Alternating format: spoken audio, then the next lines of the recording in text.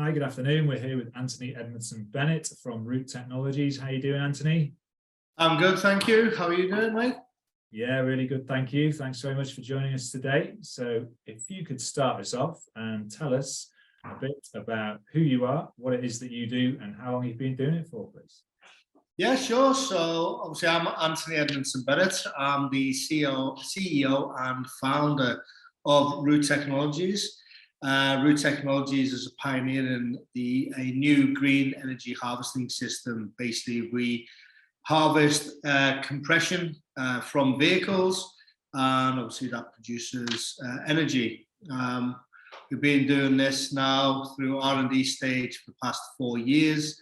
We will have our first commercialized system in the ground in the next 12 weeks. Exciting. How did you get into that then? Is that something that you...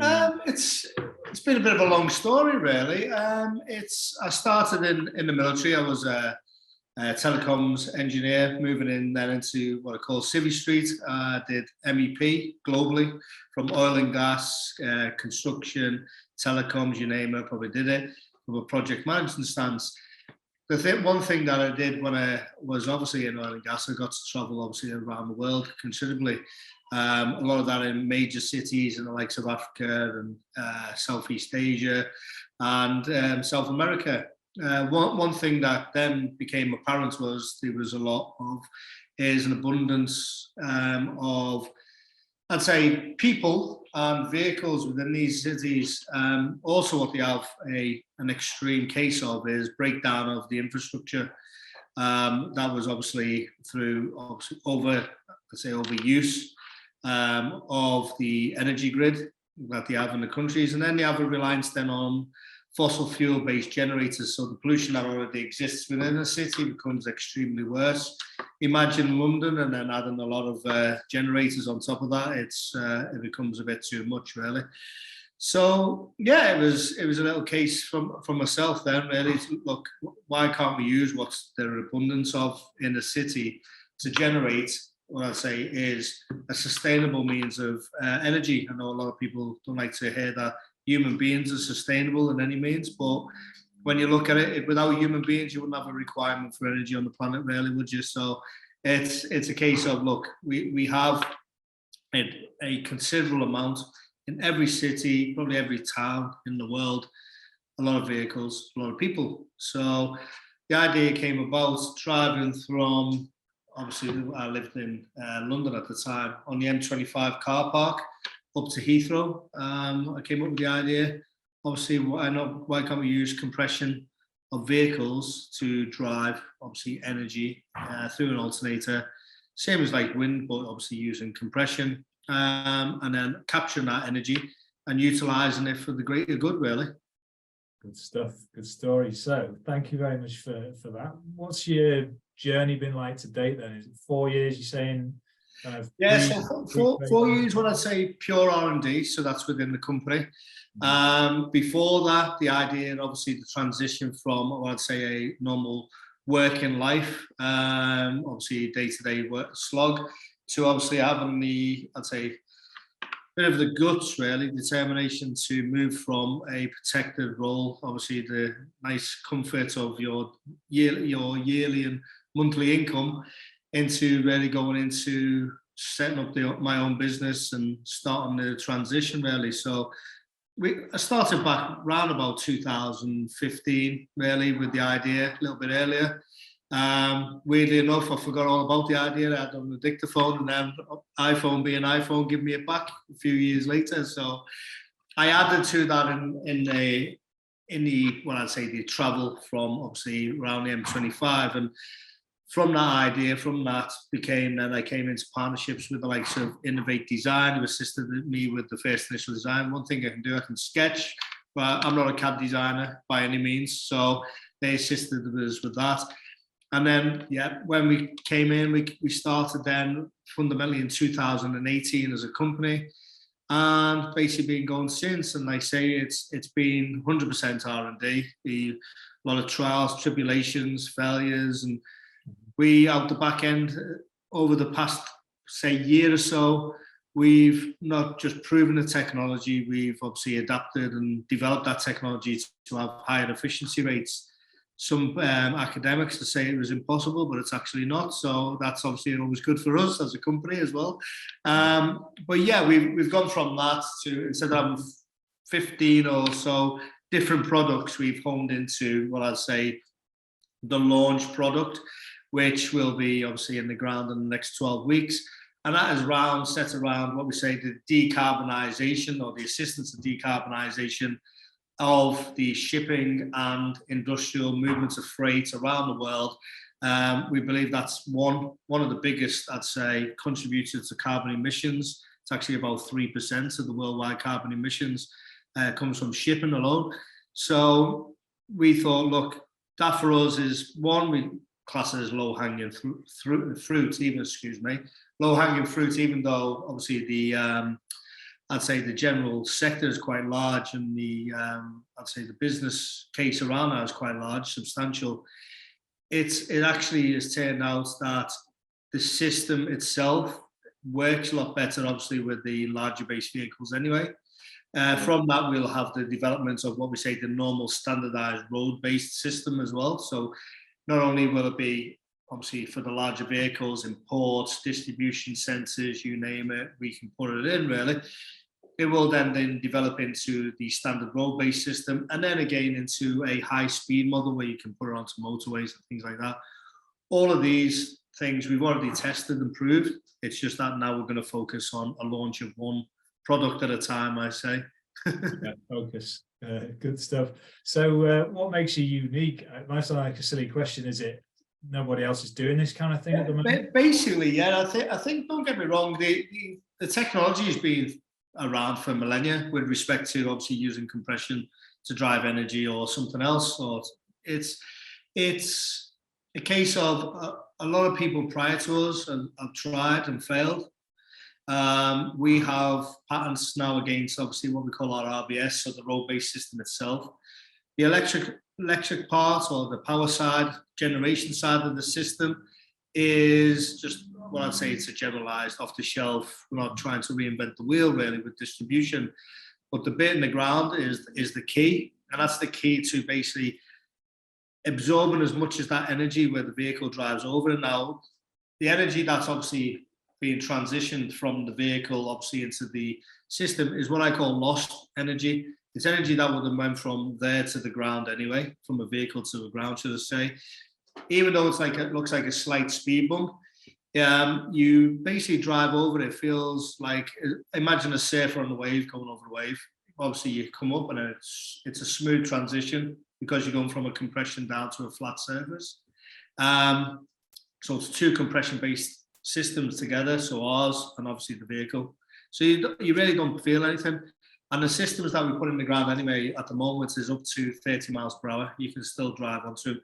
And that's been tested with large HGVs braking at over 30 miles an hour onto the system and hasn't caused any damage whatsoever. We're also looking at the adverse effect of obviously, does it generate or an excessively more CO2 emissions? Do you have to stop, start? We put it in places where you have to stop, start anyway. It's as simple as that.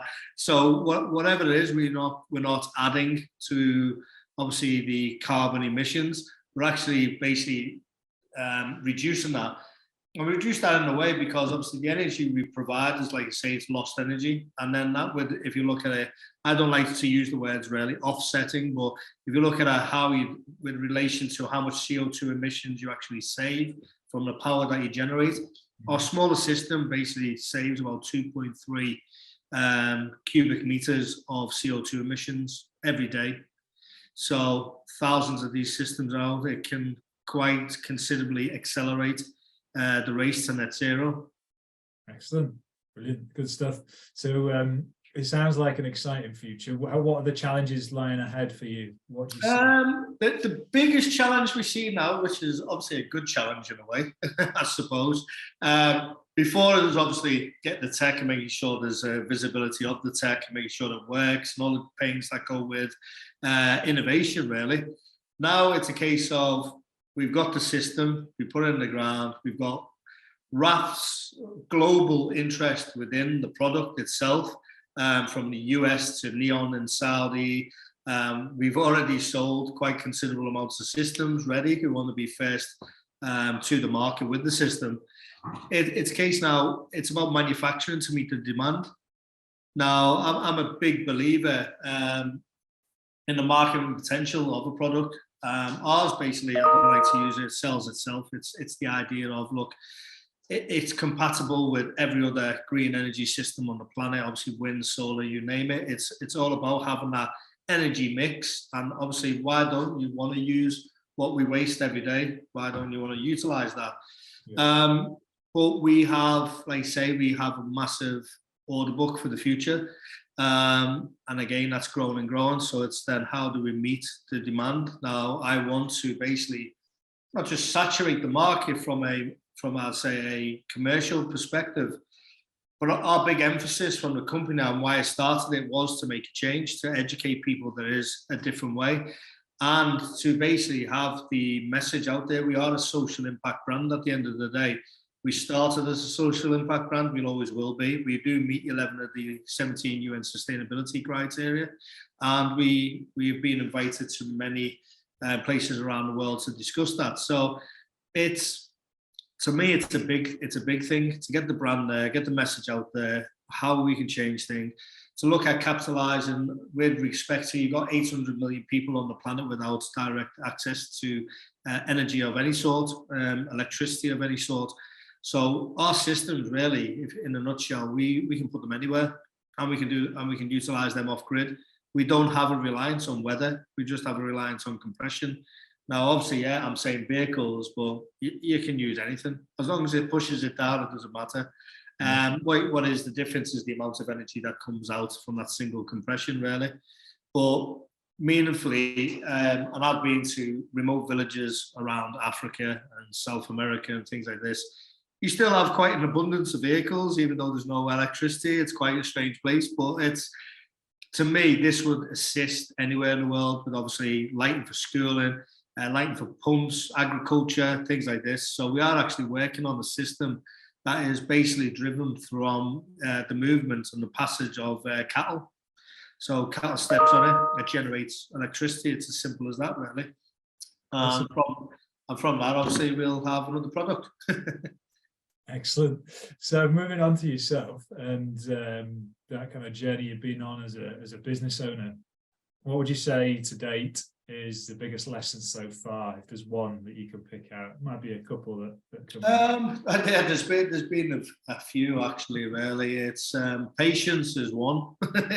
I'm not really a patient person, to say the least. I think that's a given. But really, it's really to believe. I'd say continue to believe. I'd say if you've got an idea and you obviously believe in that journey, then that journey is going to happen no matter what. So it's a good learning. It's the best learning curve I had. Obviously, times when I was going to give up and just say, look, what the hell am I doing? I think that with having 5 children as well, it sort of drives you in the right direction. But yeah, it's a lot of patience, a belief. And having the right people around you, really. I think that's a must. Brilliant.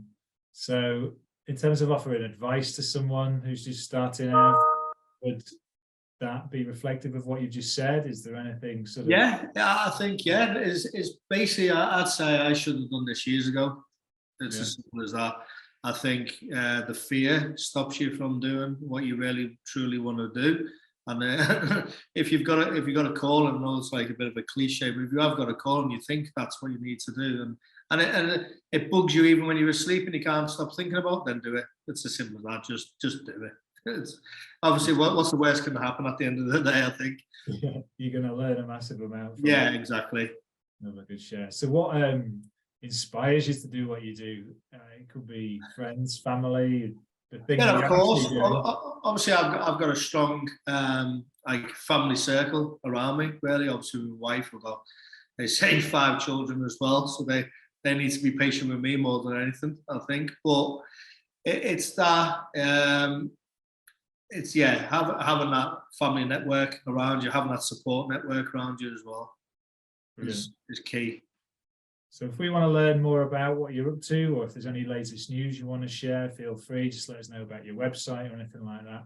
Yeah, sure. So obviously the website is www.rooute, spelled ROUUTE, two U's, .co.uk.